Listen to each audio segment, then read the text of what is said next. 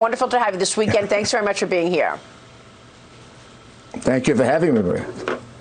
So I know that you've been working all weekend on this. The first question everybody wants to know is, what is the evidence the president has alluded to in terms of ballot fraud? What can you tell us? Well, I mean, first of all, there's a lot of evidence. Let me see if I can summarize it by state. Some of it developed, ready to go into a lawsuit tomorrow and Tuesday and Wednesday. In Philadelphia, we're the furthest ahead. We have about 60 or 70 witnesses in Pennsylvania, in Philadelphia, and in Pittsburgh.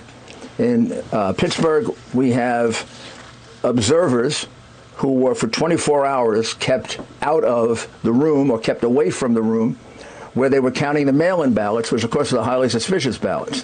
During that period of time, at least 135,000 ballots were counted, none of which were observed by any Republican observer, as the law requires, and as is really necessary, given the fact that these ballots came in late. They were being brought in by bundles.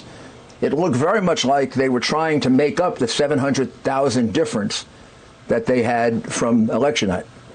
Then you go all the way across the strait to Pittsburgh, and we have exactly the same situation happening. Republican observers being kept so far away that they had to try to use binoculars to see the ballots. They couldn't accomplish that. They count about 300,000 ballots that went through that process. And even though we went to court and we were allowed to move 6 feet closer, the Democrat machine people moved the counting place 6 feet further away. This is documented on videotape.